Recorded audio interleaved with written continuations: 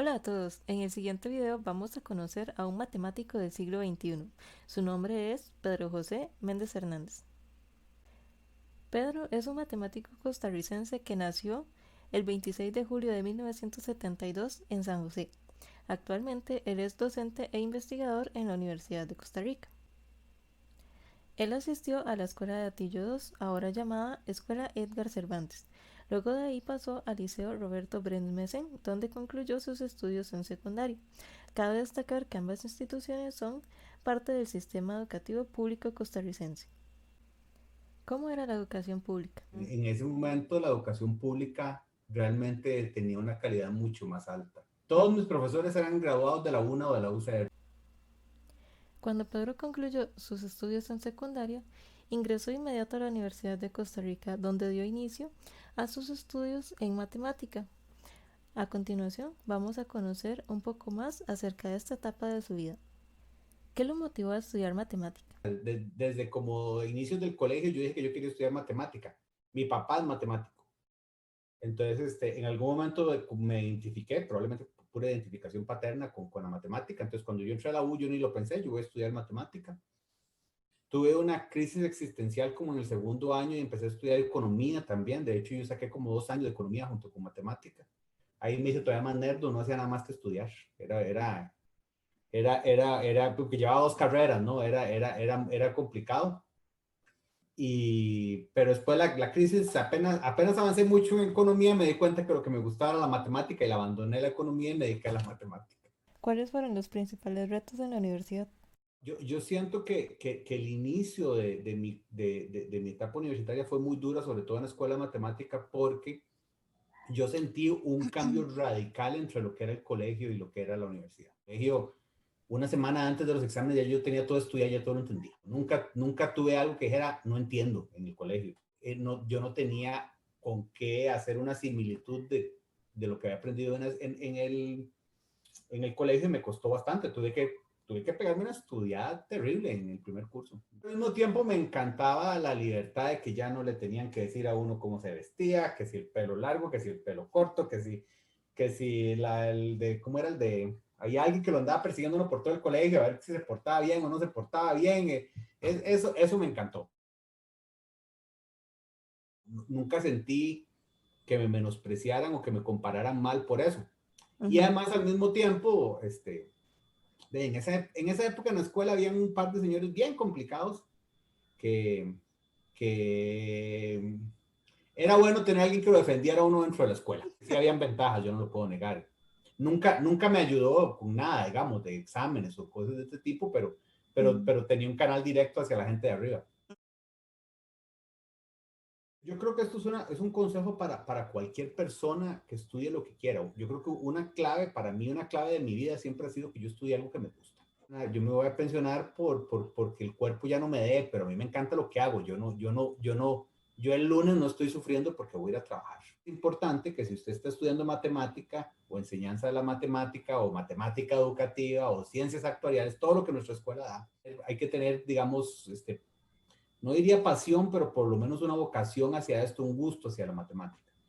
Y Ujú. además después de eso, y una cosa que a mí me gustaría transmitir es que además la matemática en general, para que uno la llegue a entender, requiere trabajo y requiere trabajo minucioso. Yo siento que hay estudiantes que creen que leyendo las cosas por encima se logra entender y disfrutar la matemática y no, la matemática es de sentarse, de trabajar, de disciplina. Yo creo que la disciplina es fundamental. Hay que tener mucha disciplina.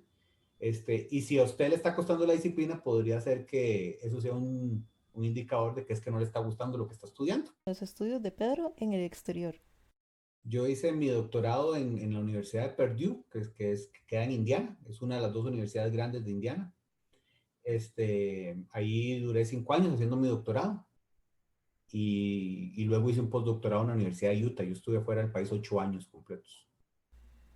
¿Y su especialidad? Mi área de especialización es una mezcla entre probabilidad y análisis. A mí me interesan unas cosas que se llaman teoría espectral, que es una forma de descomponer y de representar operadores en términos de esto que se llama el espectro. Y, y, o una cosa que se llama teoría de potenciales también, pero que mezcla herramientas de la probabilidad con herramientas del análisis. ¿Por qué eligió esa área y esa universidad? Una pregunta interesante y tal vez aquí lo ligo con el desarrollo de la escuela de matemáticas. Los profes de álgebra eran malos, los profes de análisis eran buenos, entonces me terminó gustando el análisis. Cuando yo apliqué a Estados Unidos, yo agarré las universidades. En esa época la escuela de matemática tenía muy pocos contactos en Estados Unidos. Entonces yo hice una lista como de las primeras 50 universidades porque me busqué el ranking y empecé a ver dónde había mucha gente en análisis. Y después hice como, bueno, estas son las más difíciles de entrar, las medianas de entrar, las fáciles de entrar y empecé a ver cuáles de esas tenían áreas que me gustaban y Purdue, nadie tenía contactos en Purdue, pero cuando yo vi que había bastante gente en probabilidad, en análisis, en ecuaciones derivadas parciales y en cuestiones analíticas, dije voy a aplicar ahí. ¿Qué consejo le daría a alguien que quiera estudiar fuera? Vuelvo al punto de la disciplina. O sea, si Ujú. uno quiere hacer estudios en el extranjero, tiene que tener claro que va a ir a matarse 5 o 6 años afuera. Entonces, lo primero es el convencimiento. Lo segundo, para mí sería que se asesore. Hay que asesorarse para saber en cuáles universidades hay gente buena, con grupos grandes, con profesores que son buenos sacando estudiantes, porque esa es otra cosa muy importante, que buscar muy bien quién va a ser su director de tesis. Tengan mucho cuidado con eso.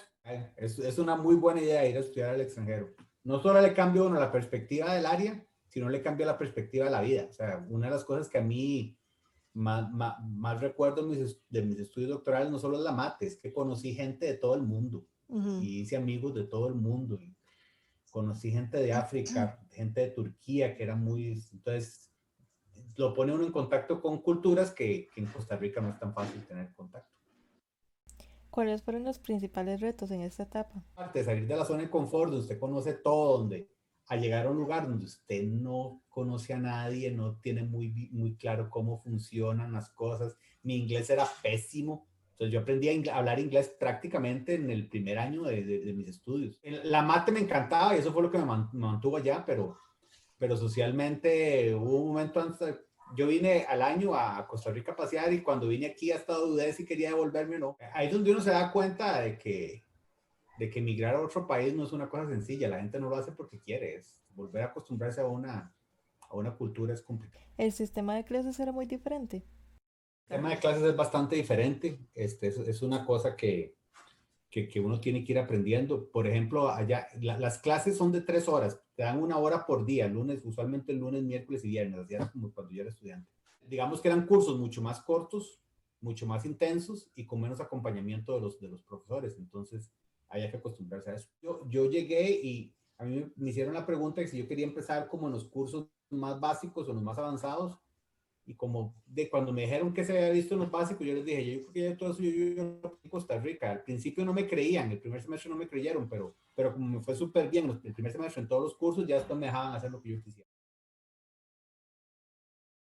He tratado de explicar lo que yo hago a gente de otras áreas, que a veces es igual de complicado.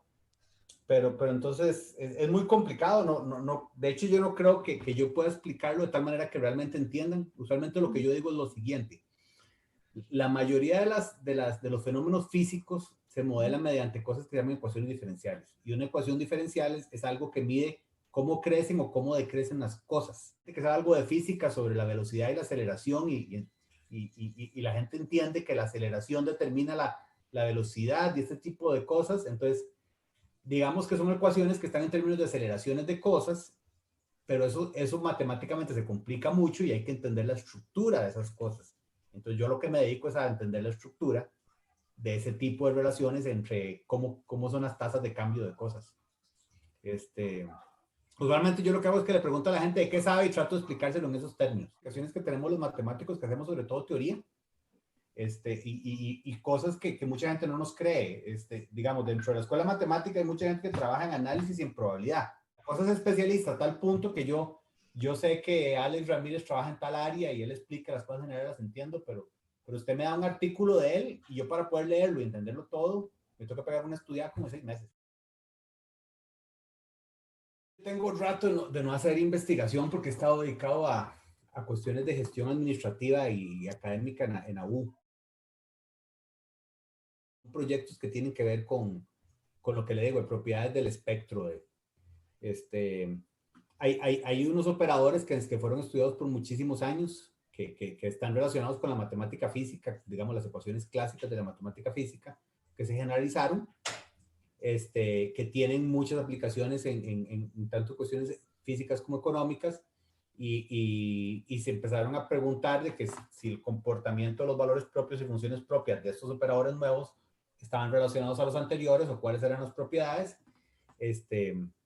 Y en eso es lo que yo he trabajado por los últimos años, pero ya yo tengo por lo menos 2 años de no tener un proyecto de investigación.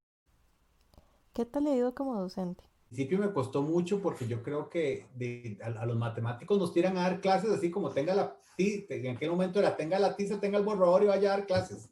Yo me siento cómodo dando clases, me gusta. ¿Sí?